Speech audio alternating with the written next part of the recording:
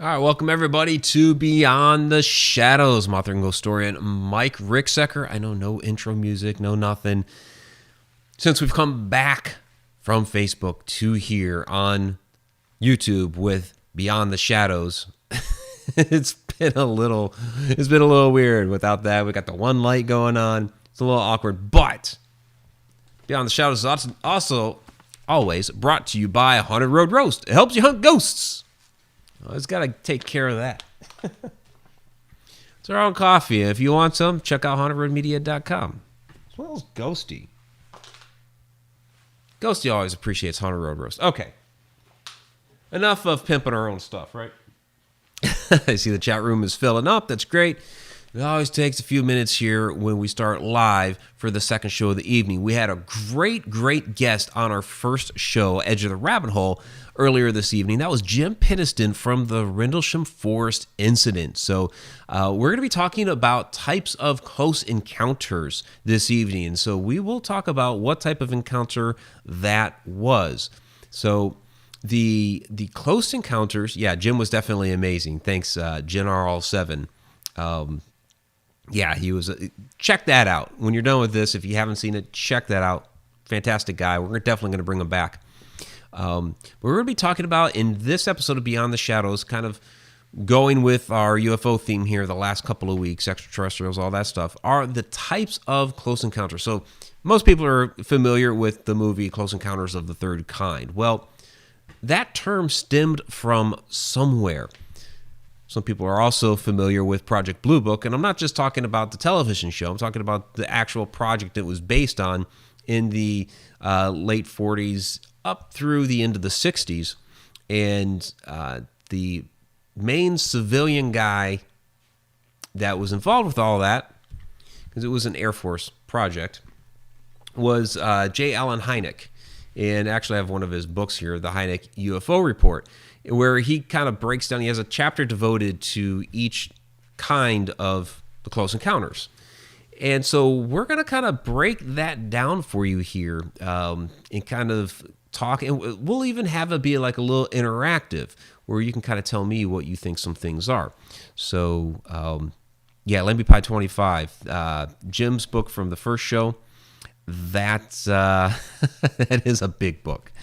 So we'll talk a little bit about this one for this show in J. Allen Hynek's work. So first off, Close Encounters of the First Kind.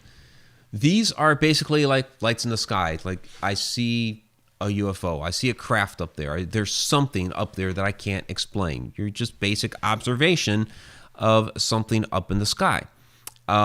This has only happened to me once, and this was a year and a half, a little bit less than a year and a half ago now, when my son was graduating college. I'm driving from here in Illinois, where I'm at now, to Oklahoma, and somewhere, this is in December, he actually was a December graduate, and this was like somewhere in the middle of Missouri. I'm just casually driving down the interstate, and I notice off to my left, I'm driving through the window, and off to my left, there's a couple of lights hanging in the sky. What in the world's going on over there? And there were two like red vertical lines like that. Immediately, just thinking, oh, okay, it's a weird looking tower next to the road. I don't get it. So I'm kind of briefly looking at it, because of course I got to keep eyes on the road. And as I'm looking at it, it just takes off. Just, and it's like, oh, okay. I think I just saw a UFO. And that was it. So was it? Probably. Can I say undeniably it is? I don't know. I mean, it's kind of left up to interpretation. But that would be considered a close encounter of the first kind. I'm going to throw a couple out down here that you guys may actually be somewhat familiar with to kind of give you another idea of a close encounter of a first kind. The Phoenix Lights. And some of you are probably familiar with this. I know it's a very dark photo. It was taken at night. So all of those lights lined up in the sky like that, those are the Phoenix Lights. And this one's gotten around quite a bit, quite well known. When we had J. Marie Yates on back in, I want to say it was January, they talked a little bit about the Phoenix Lights, even though most of that episode was talking about Vulture City. We did talk a little bit about these. And, people debate as to what exactly they were, but this is one of the more famous ones. And people go out there and try to catch them and observe them. So it's an interesting phenomenon that is seen out there around Phoenix. Another one that's, I think, fairly well known is the light over Jerusalem. So in this one, you just see this ball of light and you're probably looking at this photo like, well, isn't it like one of those lights in the background? No, what's actually going on here, it's better if you see it in the video. This thing was just hovering over, that's the Dome of the Rock, the famous mosque there in Jerusalem. It's just hovering over there. And people are kind of gathered around, they're shooting the video like, hey, take a look at that light hovering over the Dome of the Rock. And then all of a sudden, it takes off, goes straight up from there. It's just like nuts how fast it is and the way it takes off like that. So Tom McNicholas, the Christmas star. Interesting. And Victoria. Yeah, a lot of people, going back to the Phoenix Lights real quick, a lot of people have tried to enhance this and, say that it's like the outline of a ship. And, it very well could be. Lights on the front of a ship. It's debatable, but a lot of people do believe that. And, with this one, some sort of, people have said, is it some sort of probe that's come down here and was checking out Jerusalem and shot back off into space? Possibly. Hinsdale Girl says, when I was there, I wasn't lucky enough to see them in Phoenix. Oh, sorry about that. Robert Hanna, there's, people doing found footage videos and things like that of the Phoenix Lights. Yeah, it's interesting. So, it's become well known enough now that,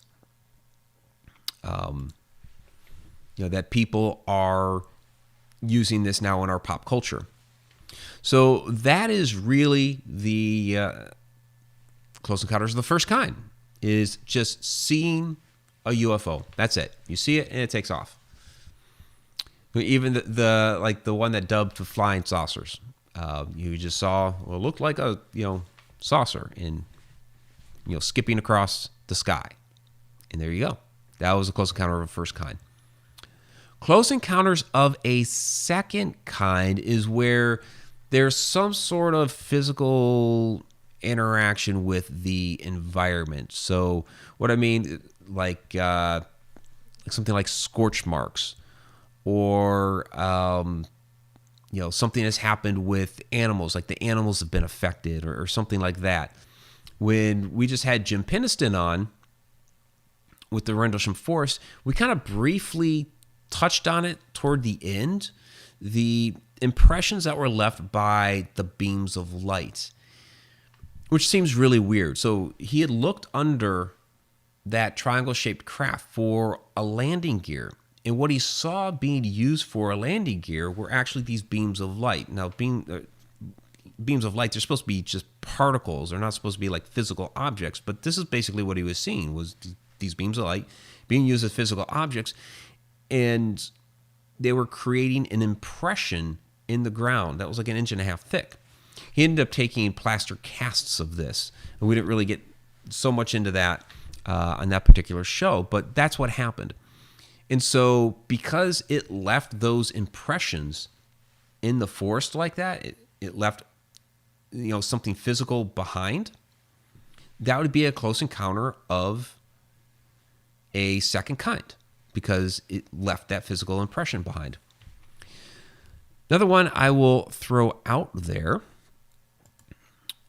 for this one is Maury Island. So this is one of the famous early ones from 1947. There was the rash of sightings, like near Mount Rainier, the first one with the flying, where the term flying saucer came from.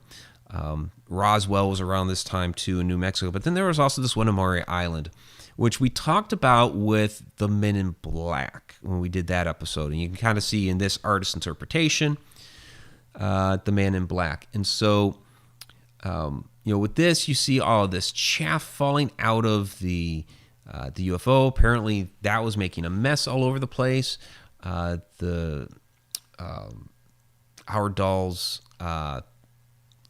Dahl's son got injured during this. The dog got killed. So, like I said, close encounters with the second kind. There's a physical effect that has happened here, and so it could be a number of other things too. So it could be cars malfunctioning. So there's a lot of these sightings of they see a UFO, their car shuts down, or the lights goes berserk, or something like that. That would be a close encounter of a second kind. With this one, I mean, there's a lot of different things going on here with the chaff and people getting injured and the dog getting killed. And we're going to actually come back to this later on because there's another possibility here with this particular sighting. But it's at least a close encounter of a second kind. And with some of the subsequent things that happened after, there could be other elements involved here. So General 7 is already talking about the fourth kind. Yeah, we'll get down to there. Tom McNicholas, could the clouds hold moisture and reflect the light from the ground? Well, yeah, light inversions. So that is when people are trying to debunk these things, that is something that is thrown out there as a possibility. Could some sort of light inversion have happened and we saw something else? Or was there a mirage effect going on that could have caused this? These are, certainly things that you have to consider, in many of the sightings have been debunked because of things like that. I threw up J. Allen Hynek's book earlier from Project Blue Book. They had something like 13,000 cases, right? A ton. Yet and a lot of them became things like that, light inversions or whatever. They mistook what they were seeing for something else. But there are still 700 of them that they couldn't explain. So we don't know. There's a lot of different possibilities out there as to what may have happened. So B3 Airspace, also watching a clear day, the sun reflect on the wings of birds. Yes, there are certain birds that, it's kind of the same thing, where the light can reflect off of a bird, and then you get something like that. So again, another thing that's taken into consideration, and where people squabble and debate on things like this, are the birds in season for that location? Are they even in the area at that time? The lighting at the time, whether the sun was out or if it was a cloudy day, all those little things come into play, and that's where people start fighting and bickering over exactly what they saw. But there are some legit things, like Jim, who we had on when he's talking about, hey, I actually went up to this triangle craft in the forest and touched it. Well, I don't think the light it was dark. I don't think light was reflecting off of anything in the middle of a forest. So Robert Hanna, cattle mutilations. Yeah, so cattle mutilations would be, we'll get to that. Animals being affected, yes, but we'll get to that as to what you may or may not consider one of these types of close encounters. I am going to let you guys, we'll play a little game here. And I know that there's a little bit of a delay here with the live stream. So I'll talk a little bit, monologue a little bit to give you guys a bit of time. And I'll let you try to guess what this one may be. So, Battle of Los Angeles. Famous photo here of this was, well, what our military thought was an attack. I mean, it was World War II, so we thought we were getting attacked by the Japanese. And there's this thing in the sky, and everybody around LA, all the military installations, start shooting at it, like incessantly for for far too long. They don't actually. Well, reports are varied as to whether they brought it down or if it just took off or whatever may have happened to it. Civilians did get injured. My question is this a first or a second kind? So they see the thing up in the air and they start shooting at it. What do you think it is? Is it a first or second kind?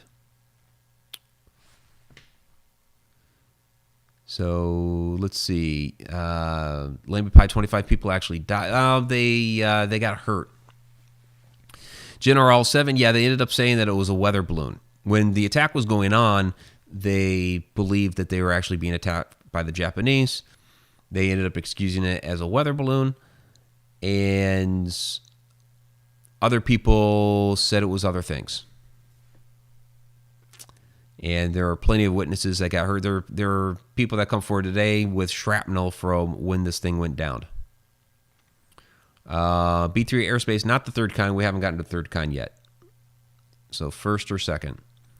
And Diane Hilbert saying both kinds.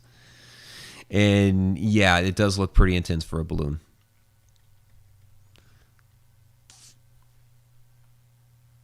So, and the question, Fungi, the camera would capture all those spotlight beams. Well, with as much as they were shooting off with all the ordnance, it would create a lot of smoke in the sky. So basically, you're seeing the light beams through all the smoke that was created from the ordnance that was shot off into the sky. So it does look a little surreal, but it's legit. Robert Hanna, does look like your classic saucer. Well, this is what I believe about this photo, is that it is a first kind. To be a second kind, there would have to be a physical altercation from the actual object, which it doesn't. It just hovers up there and gets shot at. It doesn't. All the damage going on is caused by the firing of the cannons at the thing, not by the thing itself. So this is, with all of the fantastic things that happened in the Battle of Los Angeles, it was actually just a close encounter of the first kind. So there you go. All right, so the third kind, excuse me, this is where we actually see an extraterrestrial. Now we're getting into it. No longer just UFOs. Excuse me. Now we're getting into actual alien sightings. These guys, yeah, little green men, right? Yeah, it could be a human, maybe it's a robot, but basically somebody coming out of the UFO. So, I mean, we had an entire, major motion picture from Steven Spielberg on it, Close Encounters of the Third Kind. And, nice fun fact. So J. Allen Hynek, who came up with the first three kinds. They were basically his ideas. He's the one that developed the Close Encounters of the first three kinds, and we've kind of expanded from there to start including more. So he actually had a cameo in that movie. When the saucers landed and all the lights are going crazy and everybody's kind of like staring at the thing in awe, there's a shot of J. Allen Hynek in there. So one of those nice fun facts. But yeah, this is where we actually start seeing aliens, right, for lack of a better term. Aliens, extraterrestrials, we see in E.T. Yeah, Punk Guy, Fun Guy. Aliens are naked and have no private parts. Well, a lot of our illustrations do just that, don't they? Because that's kind of what this looks like. But there are plenty of, people who have had accounts of of aliens or alien encounters where they are in, some sort of suits. Those that, if you believe the story or not, that crashed at Roswell and were brought to Wright-Patterson Air Force Base. And there was a craft that was brought there, if you believe all that stuff. Apparently, those aliens did have suits. They were in some sort of suit to begin with. Not really sure what. Of course, you see all the kind of crazy alien autopsy videos. Now, the more recent one was that back in 95. It was, of course, completely debunked. They ended up admitting, yeah, we recreated what really happened. But what they were actually showing in that film was a fake. I think they said they filled it with like lamb parts or something insane. Yeah. Tom McNicholas, they'll explain why they were depicted as green. And then Robert Hanna about the grays. Yeah, we kind of... I don't know why that is. Why do we always say little green men? Is it because Marvin the Martian was green? I don't know. And then there are the grays. But we wonder about the grays. Are they really extraterrestrials, or are they some sort of interdimensional being? Are they both? Could be. Well, it's interesting, though. We'll get into a couple other things here with Close Encounters of the Third Kind.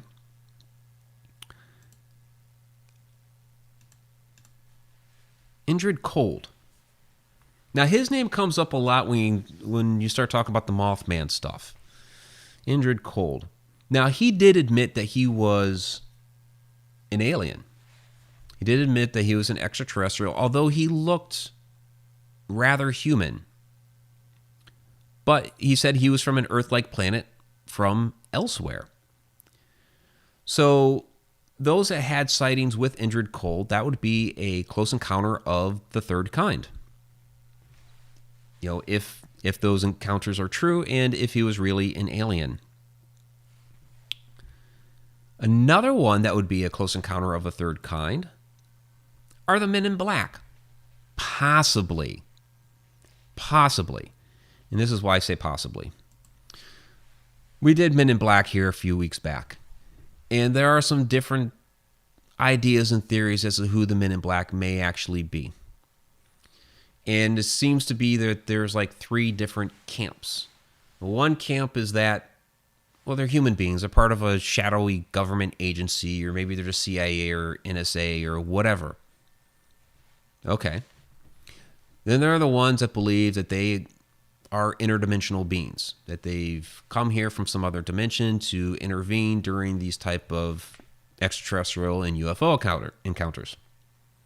Okay, that's camp number 2. Camp number 3 is they are actually the extraterrestrials.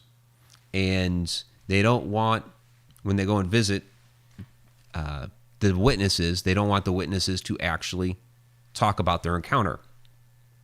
I'm actually open to all 3 theories. It could actually be all, and it just depends on the situation. I do believe that many of the Men in Black encounters are just humans, that they're some sort of shadowy government agency, what have you. I've been involved with that world a little bit. I've seen it. Okay. But I'm open to the idea that some of them are interdimensional beings. Seen plenty of those in my life too. Or possibly the extraterrestrials themselves, because I do believe some interdimensional beings are actually extraterrestrials from another planet. So I'm open to the idea that some Men in Black are extraterrestrials. And if they are, and an extraterrestrial Man in Black shows up on your doorstep, you just had a close encounter with the third kind. There we go. I think there are some questions down here. Let me scroll back through, because didn't Tammy Heitzman ask something? Yeah. Tammy Heitzman, if aliens want to know more about us, they should just ask. I mean, why be all sneaky about it? Makes you wonder why they feel the need to remain mostly hidden. Well, they could just still be exploring our race, trying to learn more. Perhaps if there has been communication between our government and them, maybe our government has convinced them, don't reveal anything yet. It'll throw our society into a panic. They do have the Brookings report to back them up, but that was so long ago now. So there are a lot of theories that We've kind of been inundated with a lot of the extraterrestrial and alien stuff, especially through Hollywood, over the last 50 years, 60 years, however long it's been, to kind of make us numb to this idea so that when disclosure happens, we'll just be like, oh yeah, I knew that. It's kind of the idea.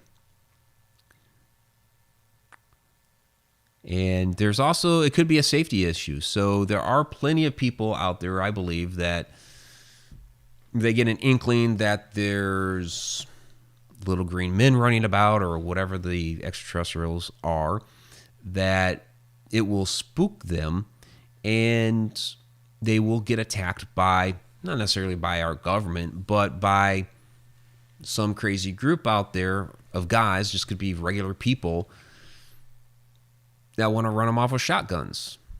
It could very well be. I mean, watch Back to the Future when they thought that he was an alien, right? They chased him off with a shotgun. So, Grand Old folks, Betty Lange. What was the movie Contact? What kind? So that would be because they actually communicated. We'll get to that in a minute. Because they actually communicated with that one. So we'll get to Contact in a minute here, which is a good movie. So the fourth kind. So let's talk about Betty and Barney Hill, because fourth kind are basically alien abductions.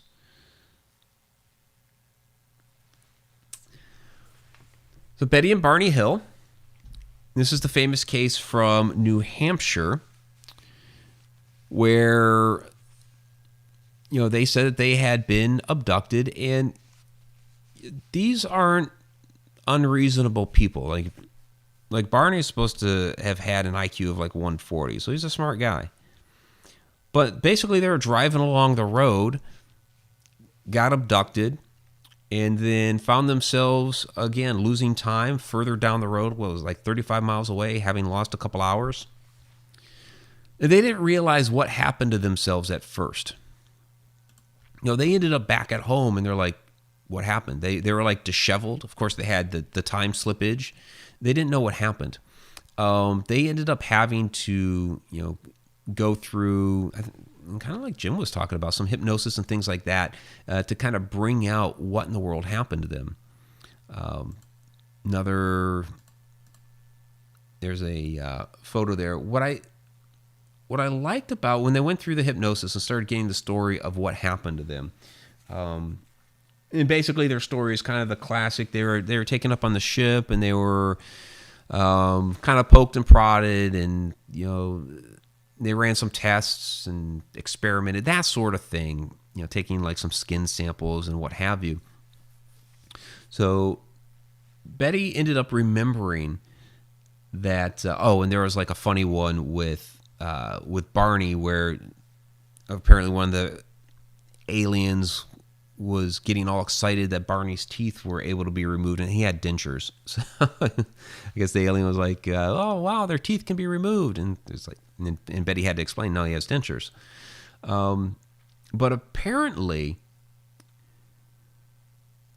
Betty had asked where the craft had flown from, where these people were from. And this extraterrestrial joked around with her, I guess. She said he was joking around, but he said, if you don't know where you are, because she admitted she knew very little about the universe, so she wanted to know where he was from. But he said, if you don't know where you are, there wouldn't be any point in telling you where I am. And I find that really interesting, because it could explain why a lot of, if these extraterrestrials really are coming down to the planet, why they haven't been revealing a lot more to us. And it could be because they don't deem us ready for it, that perhaps we don't know enough yet about the universe for them to give us that information, that even if they gave us the information, perhaps that we wouldn't even know what to do with it. So I mean, his statement is basically like, yeah, you need to learn a little bit more first before I can give you this other information, which is kind of an interesting perspective. And it wouldn't be one that I would, you hear some of these people reporting, yeah, I was like with the Indrid Cole, he was from, someplace specific in the Betelgeuse system. You hear stories like that. So for her to give that kind of an answer, Betty, almost tends to validate their experience to me a little bit more, because it was, such an off answer. That's such an off response. It was very different. So let's see what you guys have here for questions as I'm going along.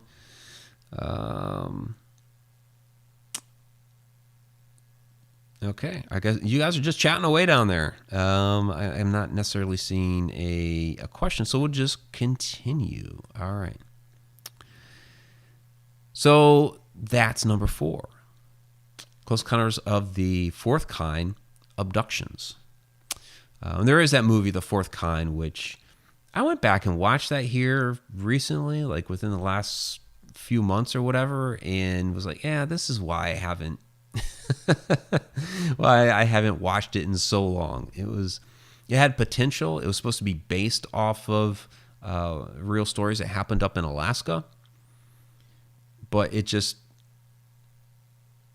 something didn't set right about it.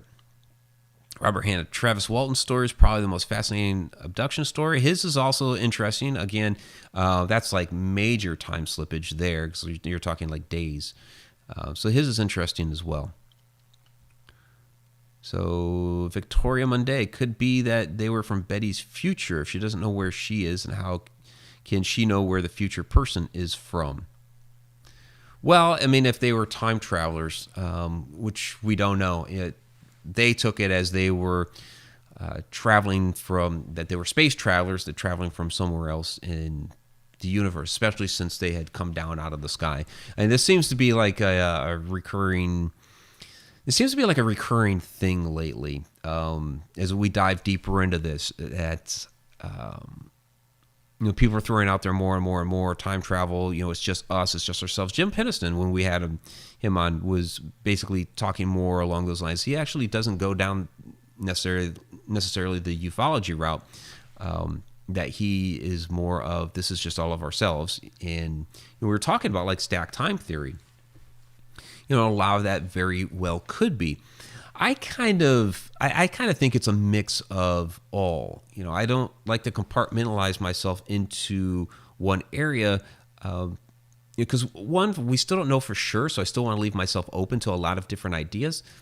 But I kind of think we are experiencing all these different things, that it's not just like one particular idea. Like I was saying with the Men in Black, between humans, interdimensional beings, extraterrestrials, and some people like to say it's this, it's this, it's this. And it's like, well, it could be all of them, depending on the particular situation.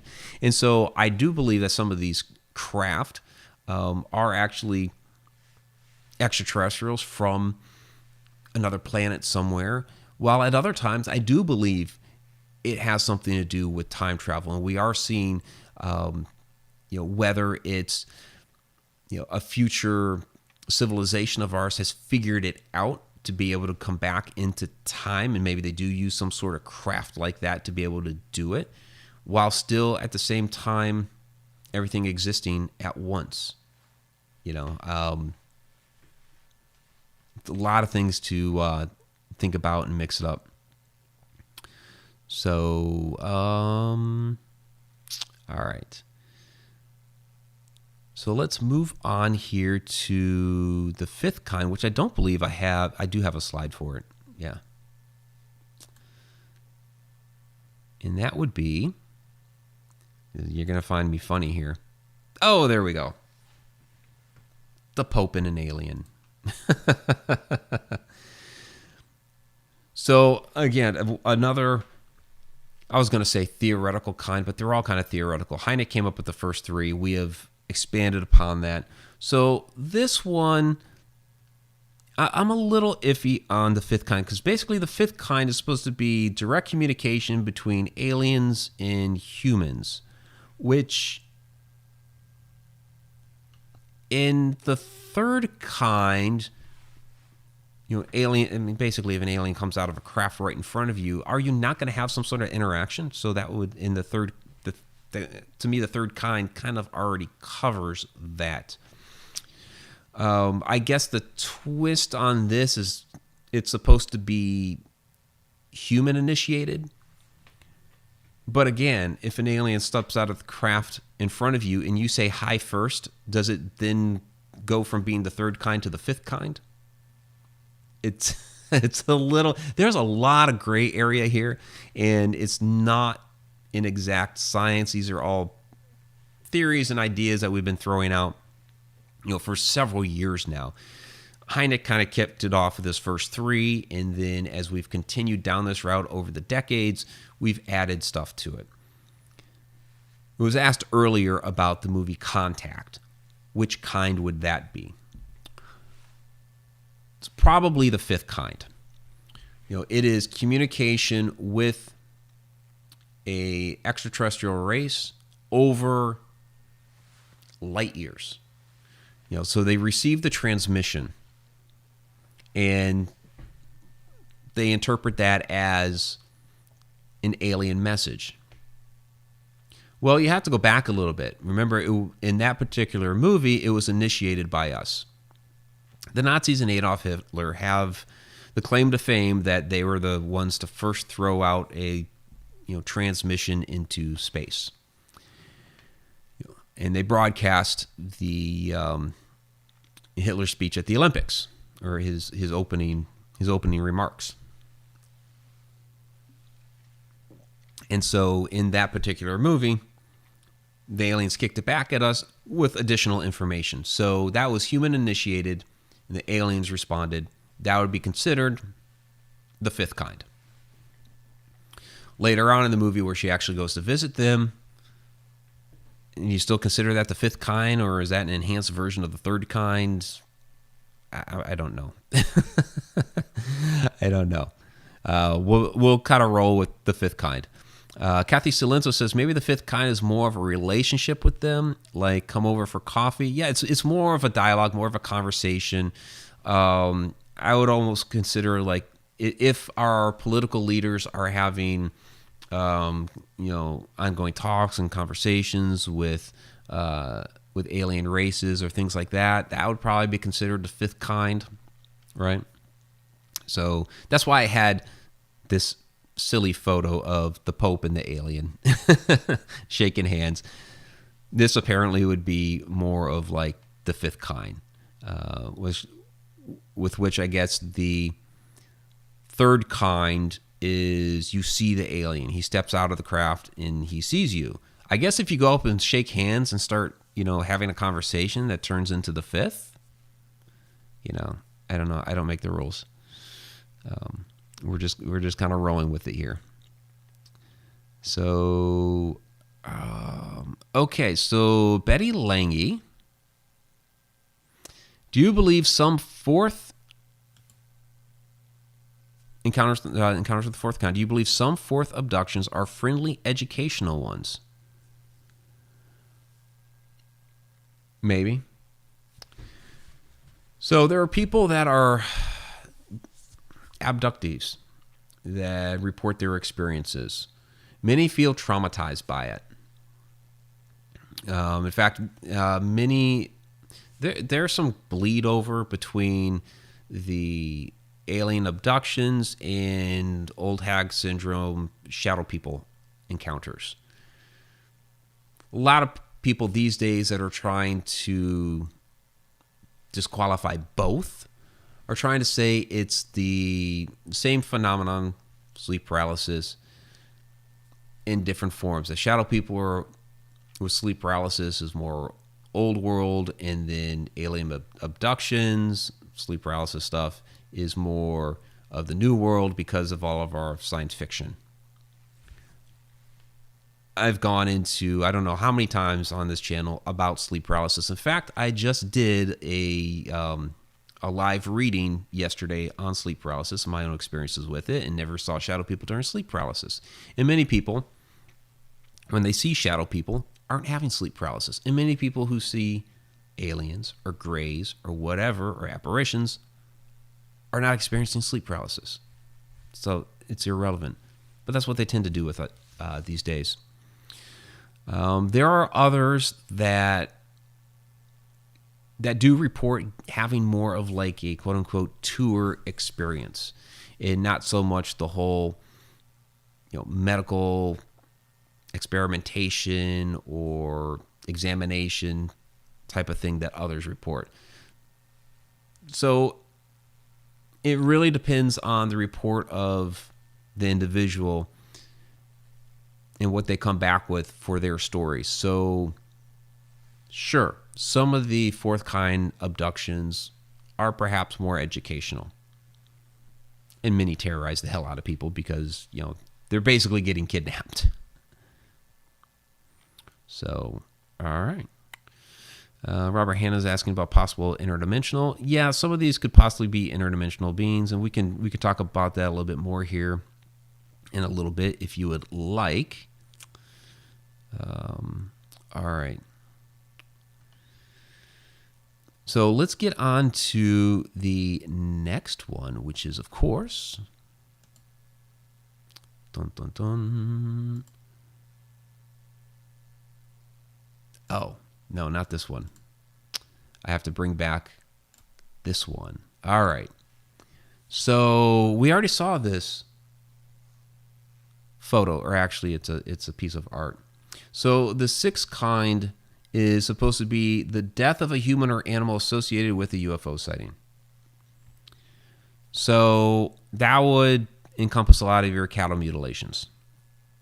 It's kind of like a ultra enhanced second kind. With this particular incident here at Maury Island, there was so much going on. It's probably a mixture of everything except maybe the third. But the dog did die in this incident.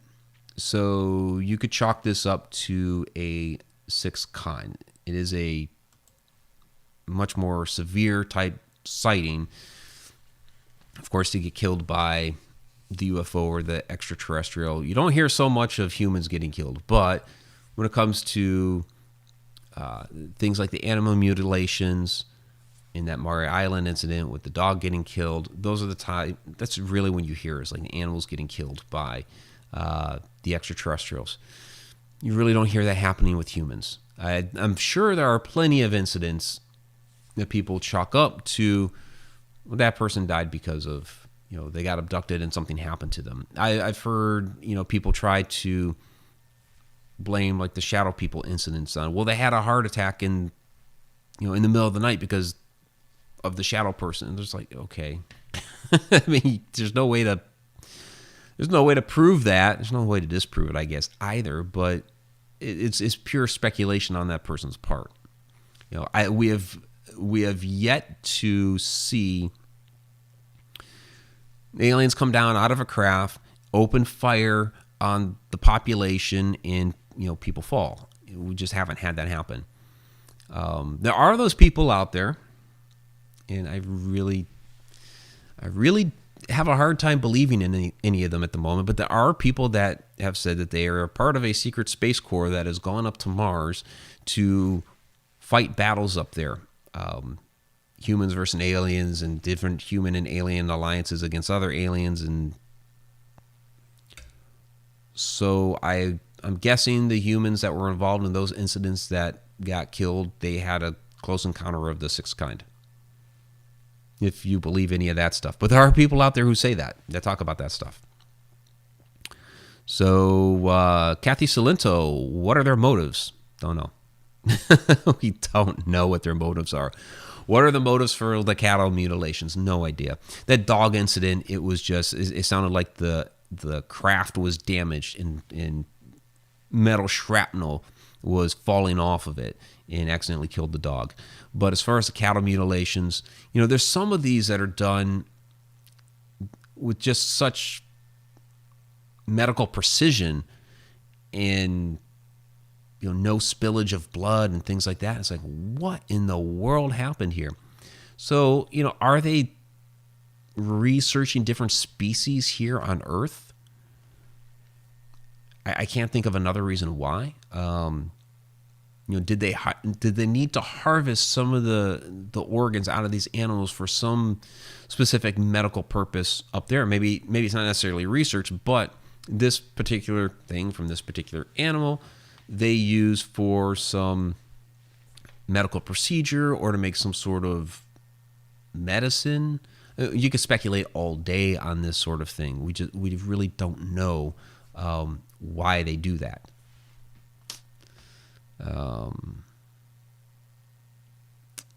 So what else you guys have? Yeah, Tammy, I'll get to that. The nasty, creepy kids with no emotions and the weird eyes. We'll get to that in a second here.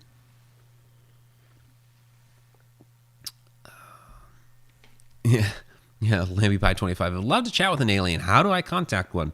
Well, there are a lot of people who say that you can just,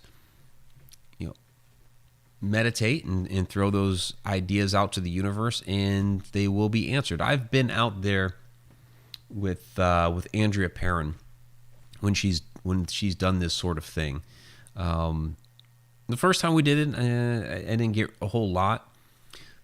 The second time I was out there with her this past August in Michigan,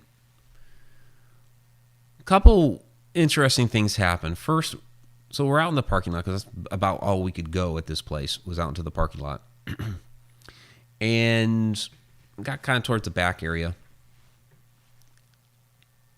And Andrea just starts launching into her extraterrestrials speech, spiel, talk, whatever you want to call it.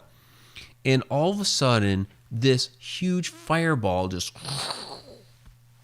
scorches the sky. It's huge. It's low in the sky, so maybe that's why it looks so big. Well, it's a huge fireball, and you hear the sizzle. It literally is like, oh my God.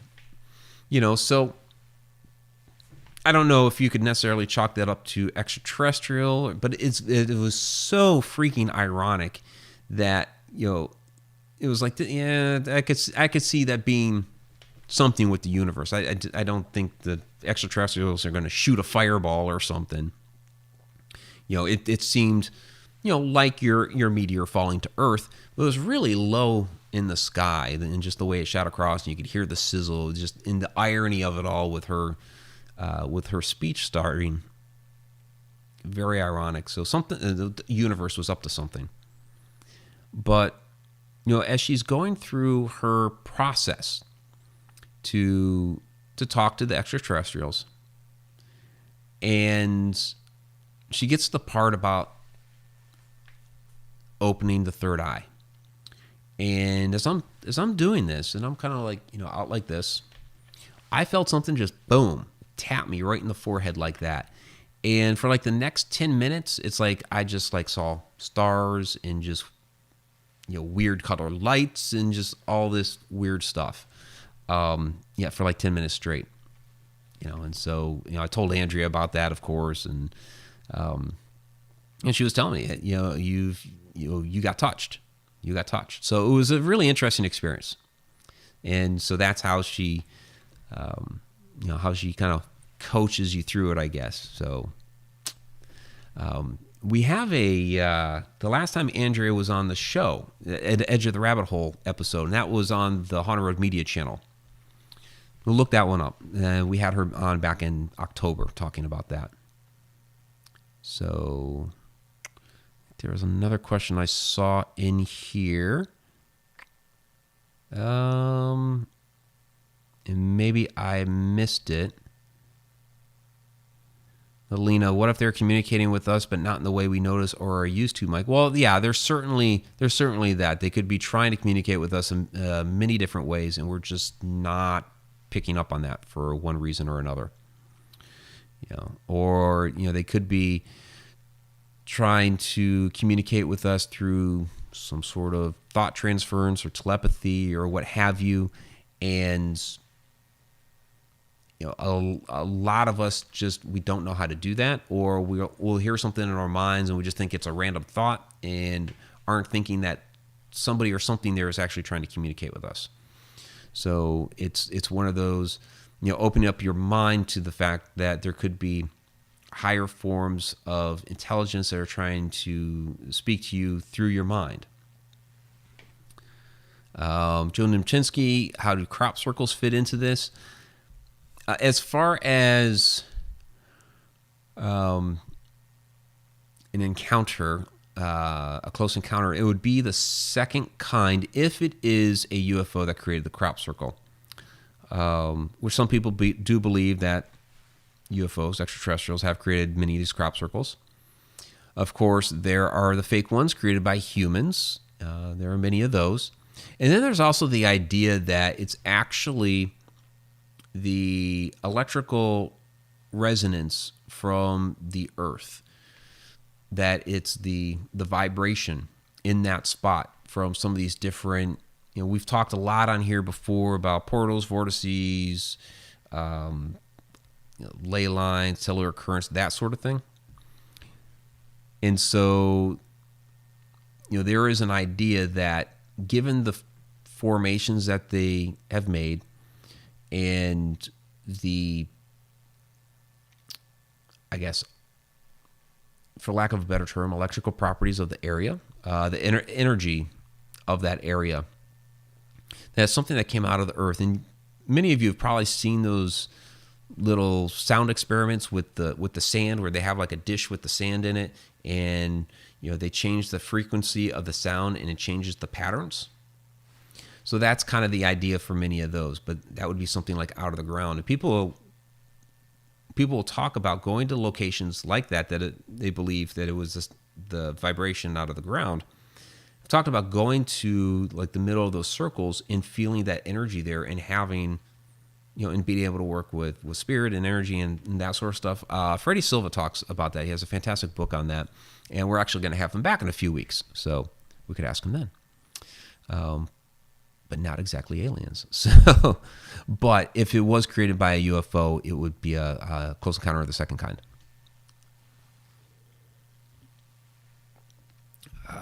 Let me Pie 25, that wasn't a falling star, Mike. And maybe it wasn't. I don't know. It was a massive fireball. Falling stars, meteors do come across as fireballs.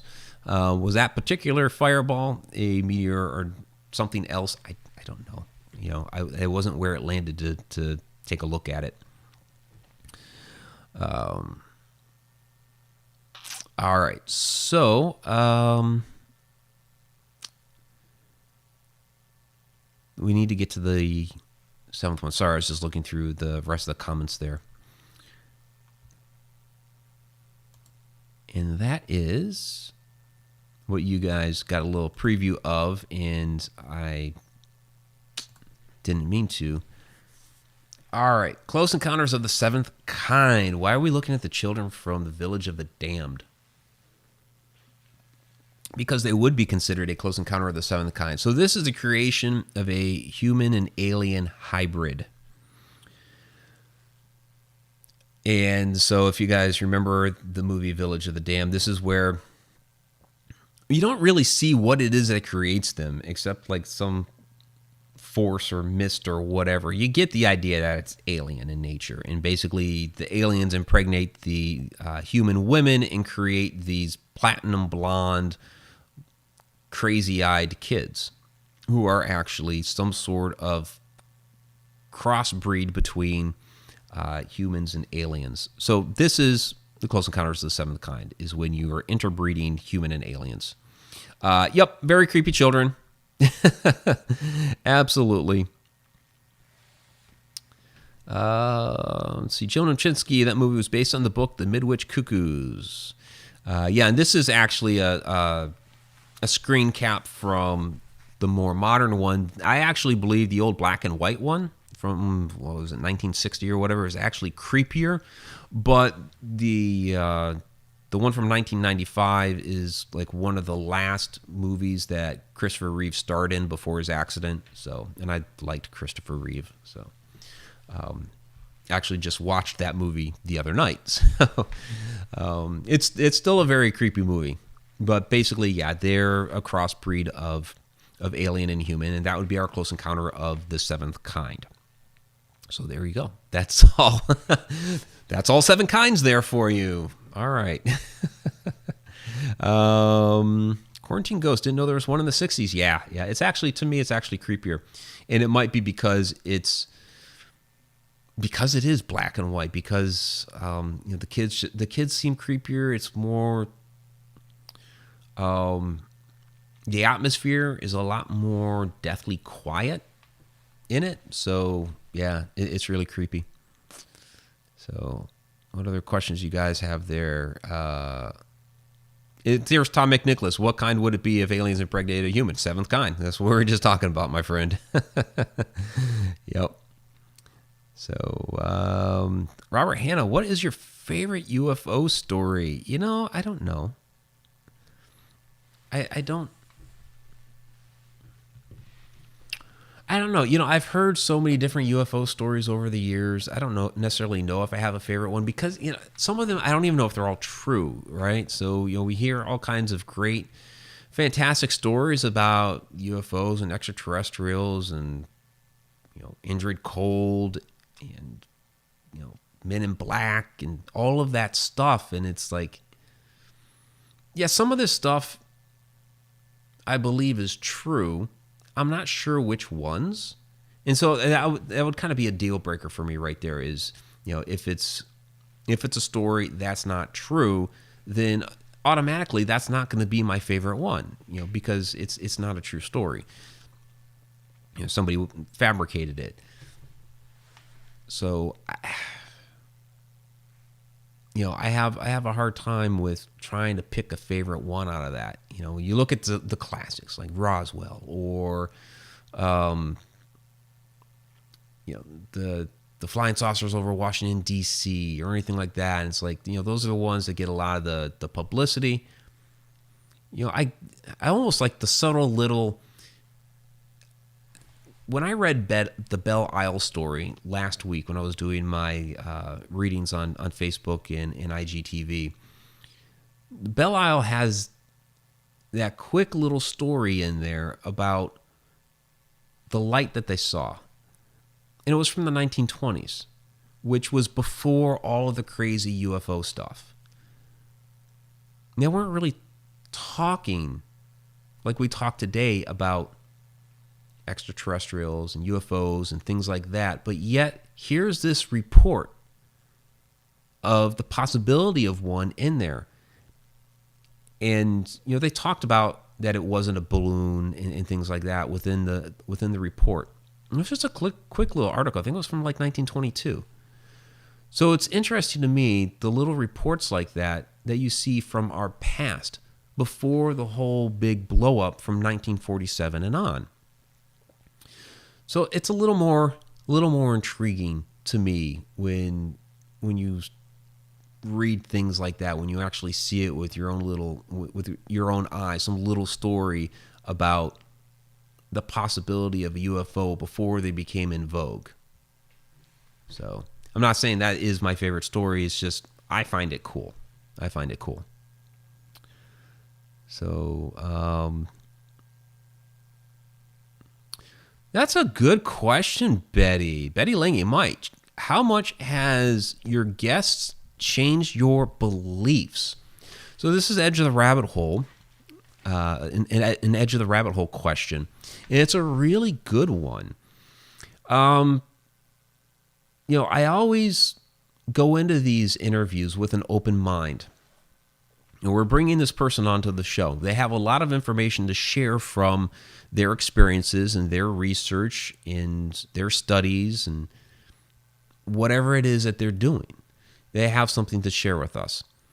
And there are times that it complements research that I'm doing, or might even contradict research that I'm doing or experiences that I've had. So, like tonight with Jim Peniston, and he's talking about, and I'm going to get with him after the show. I'm going to message him about that book that he was talking about, and that guy that he knows that basically was talking about the same thing I was with the stacked time theory, which is, and I didn't know it until a few years back, that it was actually very similar to Einstein's space-time continuum. So that influences me to go down that rabbit hole and learn more about this guy and research what he's learned in the field, because he might have some other information to either help enhance my theory or to make me think about it another way. And I see this with a lot of the different guests, that there may be plenty that they're going to talk about that I already know. But there's always something that I take away from these conversations with these different guests that we have, because I'm going to bring it. I'm going to throw it up right here. I have decided to leave this in this queue of photos because it's all connected. There it is, the connected universe. I've been saying for a while now, this is all a study in the connected universe. Everything is connected. Some way, shape, or form, it is all connected together. And so there's always something that I can learn from our guests. I'm not going to sit here and say that there is like one particular guest that completely changed my opinion about everything or something major or whatever. They all add and contribute a little bit here, a little bit there. And so over time, some of my views have changed or altered or gone in a little bit of a different direction. But it's only, I think, enhanced the different things that I've been researching, and it's left the door open to a lot of possibilities. So, kind of a long-winded answer for your question. Victoria Monday. Mike, were you interested in UFOs before you went to the Air Force, or did the Air Force pique your interest? Well, I've always been interested in space. The final frontier. It's interesting. My sister did space camp. She did space camp while I had the telescope. So she and I both had an interest in space and the world beyond. When I was in the Air Force, I did look into what I could do to possibly become an astronaut. My eyesight is terrible. I'm wearing contacts. But I have like 2,500 vision. It's absolutely terrible. So I was not going to qualify. I've always had the interest. Sci-fi movies have always fascinated me. I definitely love this science fiction. I mean, I love a lot of different genres, but that is one of my major ones for sure. Call it Star Wars or whatever, but it's always been there. Space travel has always interested me. When I was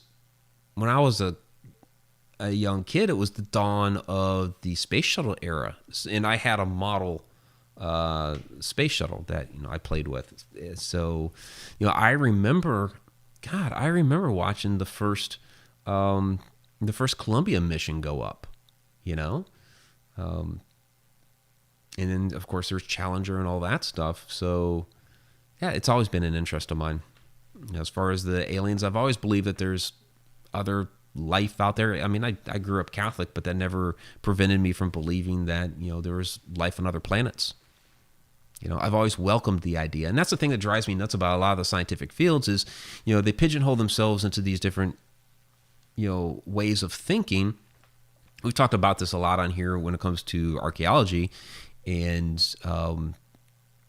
that they've pigeonholed themselves into certain areas when we really don't know a lot about the past. So the same is true in space. There's a lot of things we don't know.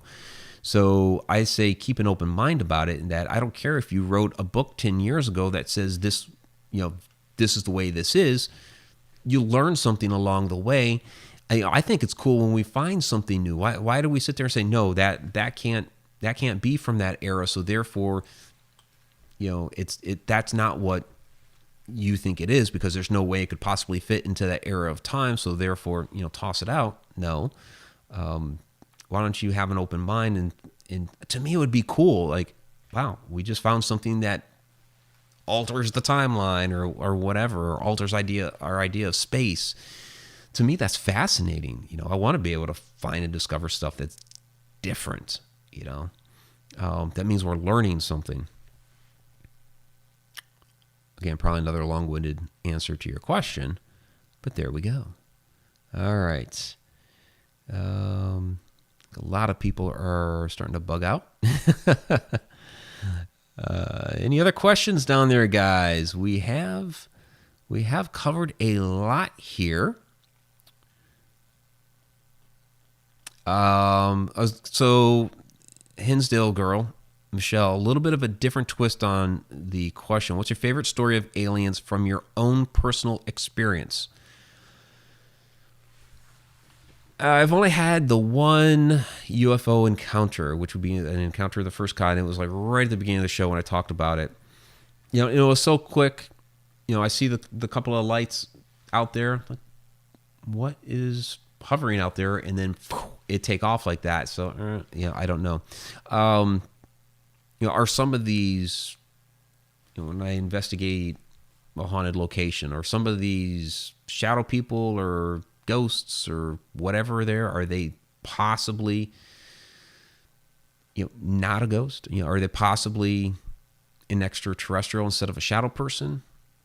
Maybe. I throw that idea out there in, here we go, one more time. First time on this show, though. A Walk in the Shadows. I do bring up the idea of extraterrestrials in A Walk in the Shadows, because some of these shadow people be in ET. Quite possibly. Maybe they're just not resonating fully in this world. Maybe they're cloaked. Maybe they're traveling interdimensionally or astral projecting or something, and we see them as a shadow or a shimmer. People talk about shimmer people. So, or maybe some of these apparitions are that. It's the possibility. So if I've had an encounter with an ET or an extraterrestrial, it would probably be one of those, right? So,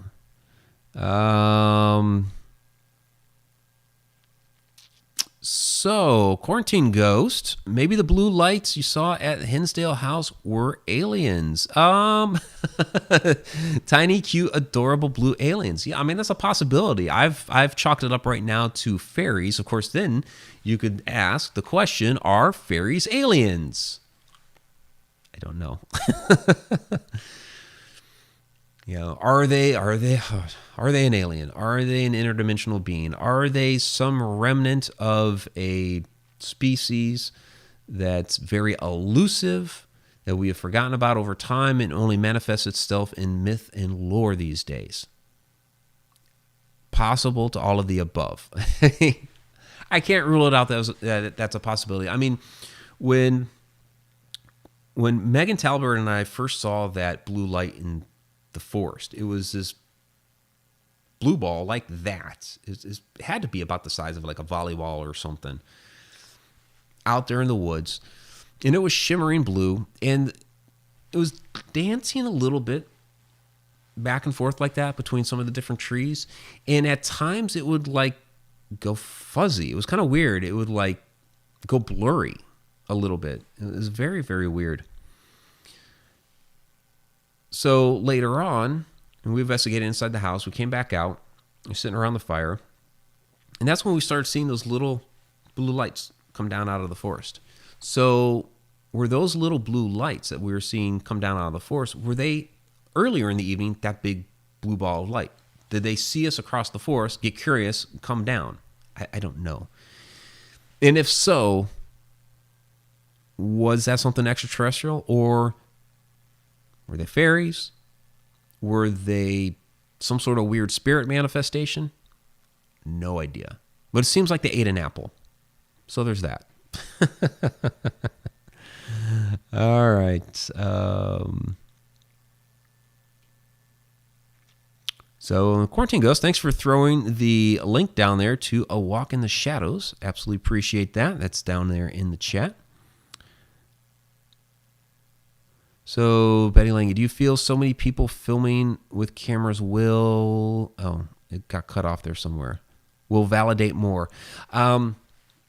Possibly. It's still controversial. I mean, we look at something like the Phoenix Lights or the light over Jerusalem or whatever, and there are still skeptics that say, no, here's an excuse for it.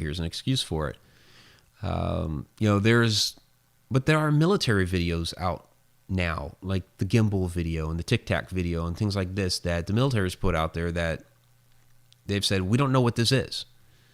The thing I find funny about that is, we had reports, and they're acting like it's a big deal now, but we had reports, 40s, 50s, 60s, of this type of stuff that we couldn't explain. So it's not exactly new. It's happened before. So to answer your question, yeah, I think the video is helping because now it makes it harder for some, high official to sit there and say, no, that's not what happened, because we have a video of it, okay? So you can't dispute, these handful of videos. There's going to be a lot more that they still dispute because there are a lot of things that could, be explained away, or at least they try to explain away. But there are some out now that they can't. They don't have an excuse for it. So, all right, everybody. I think we're going to go and wrap it up. So Andrea Loves Cats. What is the book I just held? So this is the, I showed this at the beginning of the show, the Hynek UFO Report. So this, J. Allen Hynek, he was the civilian professor in Project Blue Book. And so this is one of his books. He actually wrote several books, but this is like the major one. His UFO report, and a lot of the different things that he witnessed and experienced while he was working for Project Blue Book. So the show that's out right now on History Channel, Project Blue Book, basically Aidan Gillen, which you guys know as Littlefinger from Game of Thrones, plays J. Allen Hynek on that. Okay, so that is going to wrap it up, guys. And we'll go ahead and... Oh, Guha says, long cigar-shaped UFO I saw with my dad when I was 12 years old in China. My father told me it was American, not to look at it. Interesting. So there's an unidentified flying object over China when you were 12 that he said was something American. Interesting. Well, and that is a thing, that a lot of these sightings are actually military vessels. So some experimental things that the military is doing do end up becoming some of these reports that are out there, but not all. So let's go ahead and get to the shout outs. Absolutely appreciate it. I want to thank Quarantine Ghost for moderating the chat and throwing the links down in there. It's awesome. Absolutely appreciate it. And we'll go ahead and do our Patreon patrons. Tom McNicholas, B3 Airspace, Joe Chandler, Andrew Cox, Dustin Samario, David Yeisley, and Pamela Queen. I have to add her back onto the list. Those are our Deep Down the Rabbit Hole Patreon patrons. Of course, we have many other Patreon patrons as well. Patreon.com/Haunted Media. The last thing I uploaded to there was some extra footage that goes with the investigation video that we just released on Friday of Wildwood Sanitarium, that's the walkthrough video. I have and there's some investigation stuff there at the very end. So I have the full investigation video coming out. I was saying it was going to be this week, but it's actually going to be next week that I'm going to release it. This week, Friday Night Ghost Frights, we're going to cover the Wendigo. So let's go ahead and get down to the participants tab. So I have Andrea Love Cats. Thank you very much for joining us tonight. Kathy Ciliento, thank you as always. There's Christopher Stanton. Thank you. Elena, great to see you down there. Grand old folks, Betty Lange, thank you so much for all the questions. Guha, great to see you tonight. And thanks for sharing your experience in China. Absolutely appreciate that. Helen Espinoza, thanks for joining once again. General 7, thank you as well. Jim Ninchinsky, Lemmy Pie 25, thank you all very much. There's Robert Hanna, Rosella C. Rowe, thank you very, very much. She's been helping with some of our marketing with Haunted Road Media. Sandra Miller, thank you very much for joining us tonight. Good to see you down there. Tammy Heitzman, thank you as always. Tim Schoen, thank you very much, my friend. Tracy Christian and Victoria M. Thank you all very, very much. I'll scroll through the chat to see if the participants tab missed anybody. And I don't know if it did. These seem to all be familiar names. And Quarantine Ghost is dishing out cookies. All right. Good stuff. So I think that's going to be it.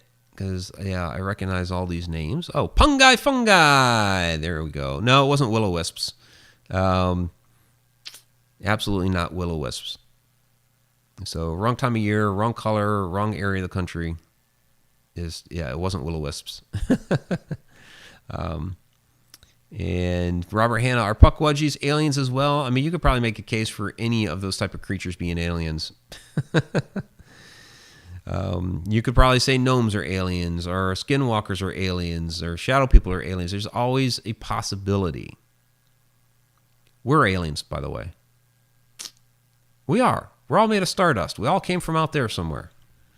Not saying that, that I'm not from my mother. I'm just saying that, 4.5 billion years ago when this planet was coming together, it was just dust in the solar system. All right. So that's going to do it. All right, everybody, you have a great night. We will see you next week. We are going to have an Edge of the Rabbit Hole. Oh, I just totally brain farted right there. I have the list right here. I'm going to kick myself. Yeah, Mark Anthony. Mark Anthony, the psychic lawyer, is back with us. Probably been a good year and a half since he's been on. We always have a great conversation with him. So stay tuned for Mark Anthony next week. And I don't know the Beyond the Shadows topic yet, but we'll come up with something interesting, as we usually do. So, all right, everybody, have a great rest of the week. Stay safe. Till next time.